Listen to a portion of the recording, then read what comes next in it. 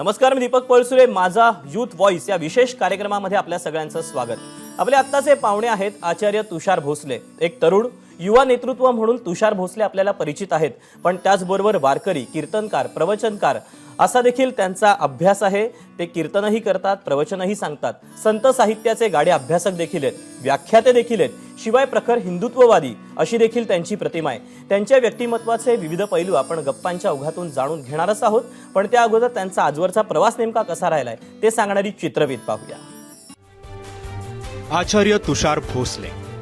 खरं तर त्यांच्या नावापासून काही जण वादाला सुरुवात करतात, पण तुषार भोसले या सगळ्याला तोंड देत कायम आक्रमकपणे हिंदुत्वाच्या मुद्द्यावर बोलत असतात. तेव्हा जाणीवपूर्वक मंदिरांवर बंदी कायम केली जाते. भाजपच्या आध्यात्मिक आघाडीचे प्रमुख म्हणून त्यांनी अनेक महत्वाच्या विषयांवर भूमिकाही मांडली आहे. कोरोनाच्या संकटानंतर तातडीनं मंदिर सुरू करण्याचा विषय असो की वारीला पुन्हा परवानगी देण्याचा विषय असो, तुषार भोसले हे कायम यासाठी आग्रही राहिले. इतक्या लहान वयात आचार्य पदवी कुठून आली म्हणून त्यांच्याबद्दल काहींनी वादही निर्माण करायचा प्रयत्न केला. पण तुषार यांचं म्हणणं आहे की भारतीय विद्या भवन मध्ये 2012 रोजी अद्वैत वेदांतात त्यांनी शास्त्री ही पदवी घेतली आणि त्यानंतर 2014 मध्ये तिथेच त्यांना आचार्य ही पदवी मिळाली.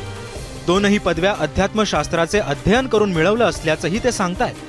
देहूमध्ये पंतप्रधान नरेंद्र मोदी यांच्या प्रमुख उपस्थितीत झालेल्या भव्य कार्यक्रमाचे ते यशस्वी संयोजकही होते. कीर्तनकार आणि प्रवचनकारासोबतच एक प्रखर हिंदुत्ववादी नेता म्हणूनही ते पुढे येऊ लागले. तर याच आचार्य तुषार भोसलेंशी आपण गप्पा मारणार आहोत. तुषारजी, स्वागत आहे एबीपी माझामध्ये आणि आपण गप्पांना सुरुवात करूया.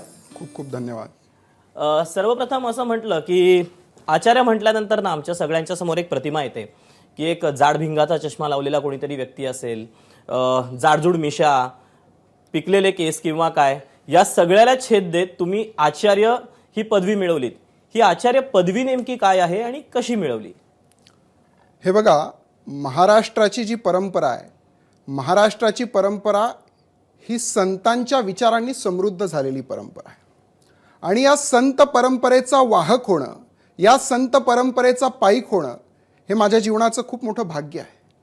आणि लहानपणापासूनच अध्यात्माची आवड असल्यामुळे माझं पुढचं जे शिक्षण आहे ते अध्यात्मशास्त्रातच घ्यायचं असा मी निश्चय केला होता. आणि म्हणून 12वीपर्यंत माझं संस्कृत होतंच, पण 12वीच्या नंतर भारतीय विद्याभवन मुंबईमध्ये मी शास्त्री हा एक अभ्यासक्रम आहे, म्हणजे आपण मराठीत ज्याला पदवी म्हणतो किंवा ग्रॅज्युएट इंग्रजीमध्ये म्हणतो त्याला संस्कृतात शास्त्री असं म्हणतात, आणि ज्याला आपण पदव्युत्तर किंवा पोस्ट ग्रॅज्युएट असं इंग्रजीत म्हणतो त्याला संस्कृतात आचार्य असं म्हणतात. अच्छा. तर आचार्य ही पदवी आहे आणि ती वेदांत शास्त्राचा आणि त्यातही अद्वैत वेदांताचा अभ्यास करून ही पदवी मिळवलेली आहे. आणि मग जसं वैद्यकीय क्षेत्रामध्ये जो पारंगत होतो तो डॉक्टर लावतो, जो कायद्याचा अभ्यास करतो तो ॲडव्होकेट लावतो, जो अभियांत्रिकीचा अभ्यास करतो तो इंजिनियर लावतो, तर अध्यात्मशास्त्राचा अभ्यास केल्याच्या नंतर आचार्य ही मिळालेली पदवी आहे आणि म्हणूनच आचार्य असं संबोधलं जातं.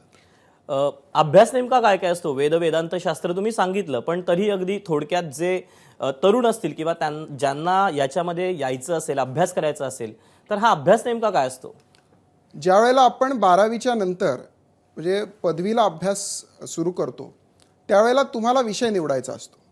मग तुम्ही व्याकरणात करू शकता, तुम्ही साहित्यात करू शकता, तुम्ही काव्यात करू शकता, तुम्ही नाटकात करू शकता, अन्य जसे आपले आर्ट्समध्ये जसे असतात की मराठी असेल, हिंदी असेल, अनेक विषय असतात, अर्थशास्त्र असेल त्याच्यात तुम्ही स्पेशलायझेशन करतात. तसं संस्कृताच्या विषयामध्ये सुद्धा असे वेगवेगळे प्रकार असतात आणि त्यातलं मी वेदांत निवडलं आणि वेदांतातलंही खास करून अद्वैत वेदांत, म्हणजे शंकराचार्यांनी जो संदेश दिला अद्वैत वेदांताचा, त्या अद्वैत वेदांतात माझा आचार्य. थोडंसं पुढच्या मुद्द्यांकडे जाण्या अगोदर आचार्य तुषार भोसले या नावाभोवती बरीचशी कॉन्ट्रोवर्सी सुद्धा गेल्या काही काळात पाहायला मिळालेली होती. तर तुमच्या नावाला घेऊन ही कॉन्ट्रोवर्सी नेमकी काय? असं आहे की मुळात आचार्य आणि भोसले किंवा भोसले आणि अध्यात्म ही सांगड आमच्या राजकीय विरोधी लोकांना पचत नाही आहे. आचार्य आणि अध्यात्माशी रिलेटेड असलेला माणूस भोसले कुळातला असू शकतो किंवा त्यातही पुढे जाऊन बोलायचं तर एकीकडे पुरोगामित्वाच्या नावाखाली जातीयवादाचं विष पेरून ज्यांनी आपल्या राजकीय पोळ्या भाजायचं ठरवलं आहे त्यांना असं वाटतं की मराठा जातीतला माणूस हा भारतीय जनता पक्षाकडे किंवा अध्यात्माकडे जाऊ नये आणि म्हणून मग हा आचार्य तुषार भोसले नाही तर हा शालिग्राम आहे असा एक अपप्रचार माझ्या बाबतीत सोशल मीडियातनं आपल्याला बघायला मिळाला असेल आणि म्हणून आपला हा प्रश्न असेल असं मी गृहीत धरतो. खास करून उघडच बोलायचं झालं तर राष्ट्रवादीच्या काही मंडळींकडनं मला शालिग्राम या नावाने संबोधलं जातं. आता स्पष्टच सांगायचं झालं तर माझं पूर्ण नाव तुषार शालिग्राम भोसले. अच्छा. आचार्य ही मिळालेली पदवी, पण नाव तुषार शालिग्राम भोसले. शालिग्राम हे माझ्या वडिलांचं नाव आहे, पण भोसले अध्यात्म आणि भाजप हे ज्यांना मंजूर नाही त्यांनी मुद्दाम काहीतरी खोडसाळपणा करायचा म्हणून माझं आडनाव शालिग्राम असं दाखवायला प्रयत्न केला. शालिग्राम केलं की शालिग्राम हे आडनाव ब्राह्मणात येतं आणि याला एकदाचं ब्राह्मण करून टाकलं की मग ब्राह्मण व्हर्सेस बहुजनवाद हा वाद पेटवायला आम्ही मोकळे आणि मग आम्ही आमच्या राजकीय पोळ्या भाजायला मोकळे. पण मी अतिशय या बाबतीत माझी स्पष्ट भूमिका आहे की मला छत्रपती शिवरायांच्या कुळामध्ये जन्म घेता आला हे मी माझं भाग्य समजतो आणि या उपरही जे लोक मला शालिग्राम म्हणून संबोधत असतील तर यातही माझं सगळ्यात मोठं भाग्य आहे की ज्या सर्वसामान्य आणि हलाखीच्या परिस्थितीतनं माझे वडील पुढे आले आणि त्यांनी मला घडवलं, त्या माझ्या वडिलांच्या नावाने जर मला संबोधत असतील तर तो माझ्या वडिलांचा आणि माझ्या सगळ्याच पिढ्यांचा उद्धार आहे असं मी मानतो आणि त्यात सुद्धा मला काही गैर वाटत. पण विरोधी पक्ष पुरावे देखील मागतोय तुमच्याकडे. नाही, आता पुरावे हे बघा, विरोधी पक्ष एकीकडे जो शिवसेना पक्ष आहे म्हणजे शिल्लक राहिलेला शिवसेना पक्ष उद्धव ठाकरेंच्या नेतृत्वातला, त्याचे प्रवक्ते संजय राऊत तर छत्रपतींच्या वंशजांना पुरावे मागतायत. तेव्हा मी तर फार लहान माणूस आहे हो.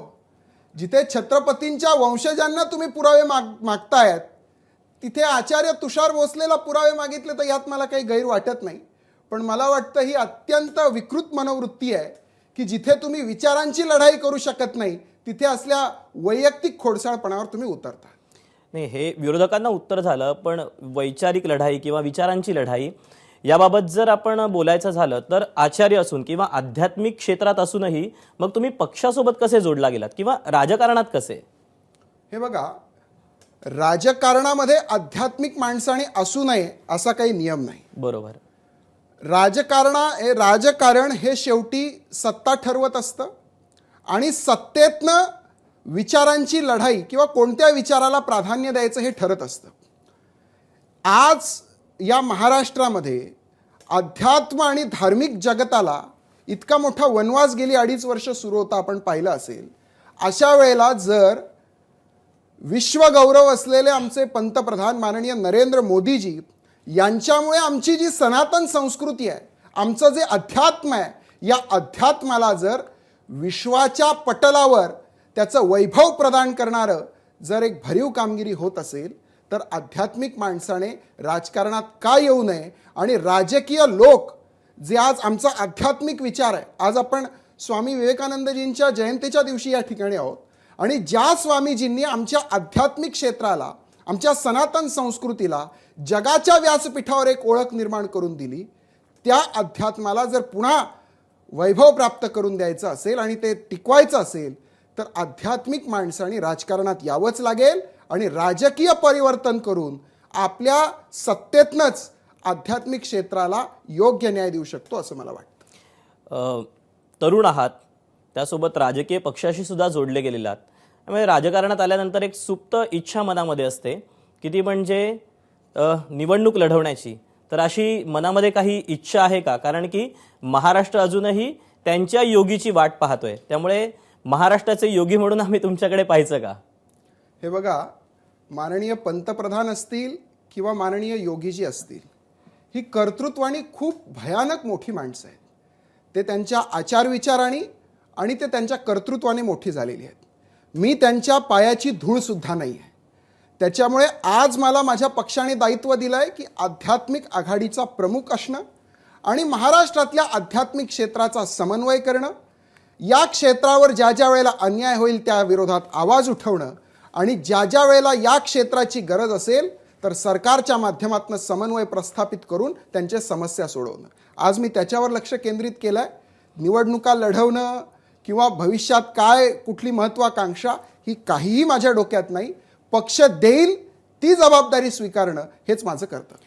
पण पक्षाने दिली नाही तरी मनामध्ये एक सुप्त इच्छा असतेच. आज तरी माझ्या समोर अशी कोणतीही इच्छा नाही. आज समाजामध्ये आणि खास करून महाराष्ट्रामध्ये इतके मोठे गंभीर प्रश्न आहेत की हा महाराष्ट्र हा ज्ञानोबा तुकोबांचा महाराष्ट्र आहे. आणि खास करून आज मला आपला यूथ व्हॉइस आहे आणि म्हणून सांगितलं पाहिजे की ज्ञानोबाराय तुकोबाराय हे सुद्धा युवा होते. म्हणजे ज्ञानोबारायांनी वयाच्या 16व्या वर्षी ज्ञानेश्वरी लिहिली आणि 22व्या वर्षी संजीवन समाधी घेतली. जगद्गुरू तुकोबारायांकडे आपण पाहिलं तर 22 ते 42 हे वय त्यांचं अध्यात्माचं आहे. सगळी अभंग रचना 22 ते 42 या त्यांच्या वयाच्या कालखंडातली आहेत. आणि म्हणून ज्या ज्ञानोबा तुकोबांनी या महाराष्ट्राला समृद्ध केलं त्या ज्ञानोबा तुकोबांचे विचार या महाराष्ट्रातल्या प्रत्येक युवकामध्ये भिनले पाहिजेत आणि त्यांच्या विचारावर आधारित महाराष्ट्र घडला पाहिजे. हीच आज हे माझं क्लिअर विजन आहे आणि याच्याशी कुठली तडजोड नाही. पण तुषारजी, अध्यात्म म्हटलं की थोडासा क्लिष्ट विषय किंवा तरुणांची जर आपण आवड बघितली की थोडासा भौतिक सुखाकडे, मोबाईल, गॅझेट, सिनेमा किंवा काय अशा सगळीकडे असतो.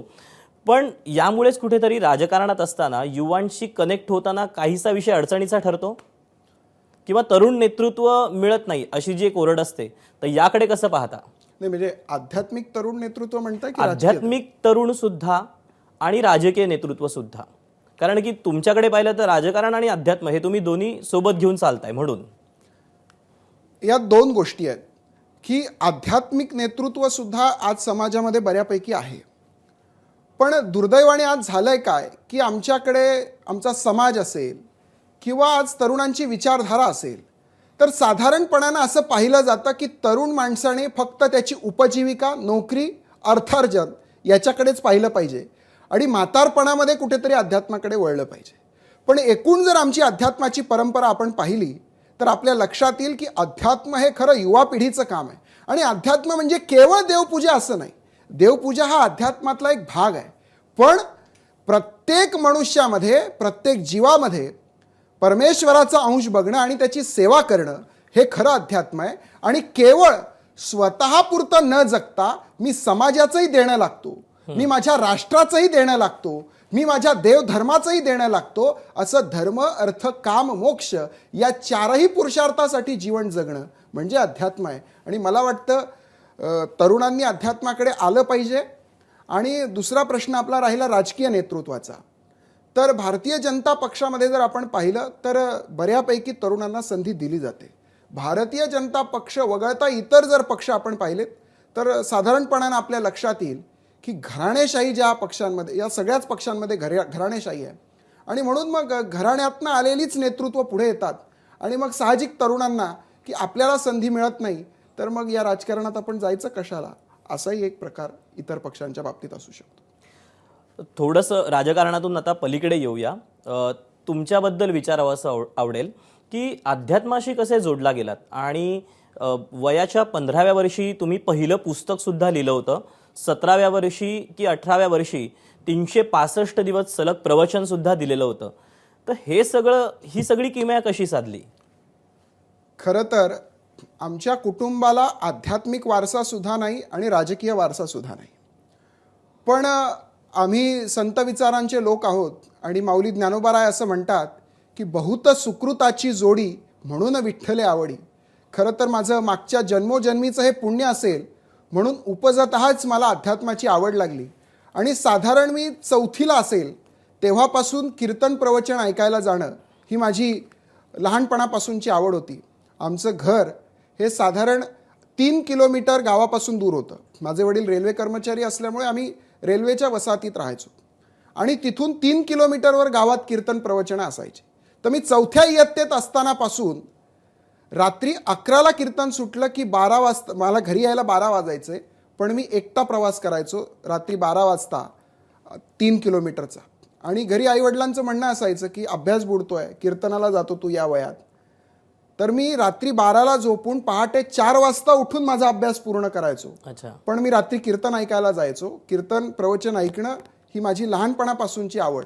आणि मग नंतर 10व्या इयत्तेच्या सुट्ट्या ज्या वेळेला लागल्या त्यावेळेला सुट्टीत मी एक पुस्तक लिहिलं होतं, वक्त्यांनो तुमच्या वक्तृत्वासाठी.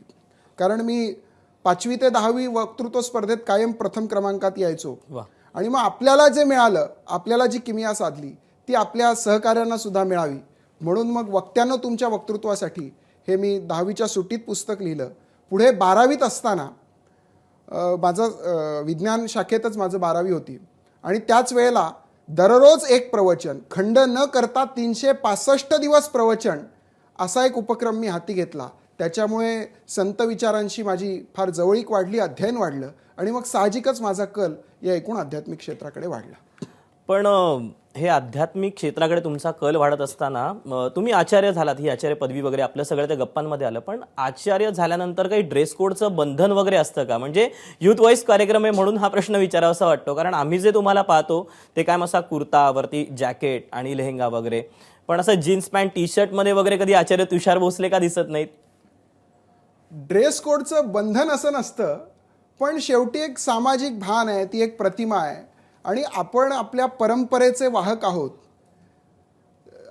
जनरली आचार्य किंवा शास्त्री आपण संन्यासाच्या वेशातही पाहिलेले असतील किंवा सतत धोतरही वापरत असतात. पण मी कीर्तन असलं की कीर्तन प्रवचनाला मी धोतर कायम वापरत असतो आणि एरवी कुर्ता पायजमा असतो. पण आपलं एक सामाजिक जबाबदारी असते आणि आपल्याकडे पाहण्याचा एक दृष्टिकोन असतो आणि म्हणून शक्यतो पाश्चिमात्य कपडे मी वापरत नाही. पण मग पाश्चिमात्य चित्रपटांना मात्र तुम्ही बरेचदा, म्हणजे त्याच्यामध्ये गेल्या काही काळामध्ये झालेल्या कॉन्ट्रोवर्सीज, पठाण चित्रपट जो येतोय तर त्याला बराचसा विरोध झालेला पाहायला मिळाला. तर मग मित्रांसोबत गप्पा मारताना वगैरे अशा चित्रपटांच्या वगैरे गप्पा होतात? नाही, खरं तर चित्रपटांवरती माझ्या काही फार गप्पा होत नाहीत. मग तुम्ही पाहता चित्रपट? आपल्याला सांगायचं तर गेल्या 5 वर्षापासून मी एकही चित्रपट पाहिलेला नाही. पण मग चित्रपटाला विरोध करताना मात्र? नाही, चित्रपटाला विरोध नाही. चित्रपट वाईट आहे असं आमचं म्हणणं नाही. करमणुकीचं साधन आहे, मनोरंजनाची अनेक साधनं आहेत आणि ती केली पाहिजे. शेवटी कलाकार हा पण एक या समाजाचा घटक आहे. पण त्याच्यामध्ये कुठेही आमच्या परंपरेला, आमच्या संस्कृतीला गालबोट लागता कामा नये, ही आमची भूमिका आहे. कारण चित्रपटाच्या माध्यमातून एक विमर्श, ज्याला नॅरेटिव्ह म्हणतो आपण, एक नॅरेटिव्ह सेट होत असतो आणि तो नॅरेटिव्ह सेट होत असताना आमच्या धर्माच्या, आमच्या धर्मियांच्या, आमच्या संस्कृतीच्या, आमच्या परंपरेच्या भावनांना ठेच पोहोचणार नाही, त्याच्यावर आघात होणार नाही, इतकी काळजी घ्यावी, एवढंच आमचं म्हणणं. पण असं एक चुकीचं नाही वाटत का की चित्रपट पाहायचा नाही आणि दुसरीकडे विरोध करायचा? या दोन्ही गोष्टी विसंगत आहेत ना? नाही, अजिबात नाही. म्हणजे मी आपल्याला तेच पुन्हा सांगतोय की चित्रपटांना विरोध नाही, चित्रपट पाहिलेच पाहिजेत, पण ज्याच्यातून समाजामध्ये बदल होईल असे चित्रपट एकतर असावे किंवा मनोरंजनात्मक असेल, करमणुकीचे असतील तर त्यामध्ये कोणत्याही धर्मियांच्या, केवळ आमच्या धर्मियांच्या मी म्हणत नाही, कोणत्याही धर्मियांच्या परंपरांच्या किंवा संस्कृतीच्या विरोधात कुठली भूमिका होणार नाही, याची काळजी चित्रपटाच्या निर्मात्यांनी घेतली पाहिजे. 2 चित्रपटांची उदाहरणं देतो. एक द काश्मीर फाईल्स आणि दुसरा आता पठाण येतोय. तो दोन्ही चित्रपटांवरनं कॉन्ट्रोवर्सी पाहायला मिळाली. मग द काश्मीर फाईल्स हा सुद्धा अजेंडा राबवणारा चित्रपट होता असं प्रेक्षकांचं काही म्हणणं होतं. तर पठाण सुद्धा तसाच आहे किंवा तुम्ही जे म्हणता त्याप्रमाणे धार्मिक भावना वगैरे दुखावणार आहे. मग दोन्हीकडे कसं बघायचं? नाही, असं आहे, तुमचा द काश्मीर फाईल्सला पाठिंबा होता? काश्मीर फाईल्स हा सत्यावर आधारित आहे, घडलेल्या घटनेवर आधारित आहे आणि वास्तवावर आधारित आहे. त्याच्यामुळे त्याचं समर्थन तर केलंच पाहिजे. पण दुसरीकडे ज्या पठाणचा आपण उल्लेख केला त्याच्यामध्ये सरळ सरळ आमच्या धर्मियांच्या भावना त्या ठिकाणी दुखावल्या जात होत्या. त्याचं आम्ही समर्थन कसं करू शकतो? त्याचा विरोधच केला जाईल. बिकनी घालून कशा काय भावना दुखावतात मला ते कळलं नाही. त्याच्यामध्ये देवा धर्माचा कुठलाही फोटो वापरला गेला नाही, काही नाही, पण केवळ रंग हा खरंच धार्मिक भावना दुखावणारा असतो फक्त, की त्या धर्माच्या रंगाचे कपडे, म्हणजे कपड्यांवरून आपण धर्म ओळखायचा?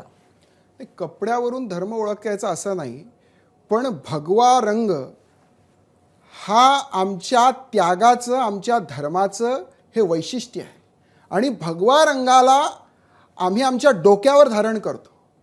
भगवा रंग हा आमच्या प्राणापेक्षाही आम्हाला प्रिय आहे आणि त्या भगव्या रंगाला तुम्ही नको त्या ठिकाणी वापरतात.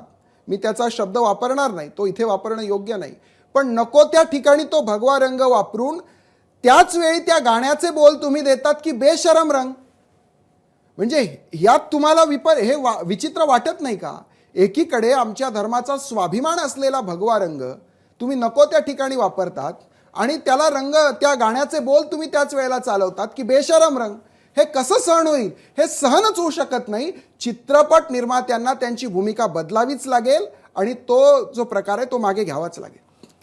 खरं तर खूप सारे प्रश्न आहेत, पण वेळ मात्र तेवढा कमी आहे. अगदी जाता जाता की अध्यात्मात आहात, राजकारणात आहात, पुढचे करिअरचे गोल्स काय? करिअर म्हणजे नेमकं काय, हा एक प्रत्येकाची व्याख्या असते. आणि माझं करिअर मी हेच निश्चित केलं आहे की अर्थार्जन तर प्रत्येक मनुष्य करतच असतो, त्याच्या सोयीनुसार आणि व्यवहारानुसार ते होत असतं.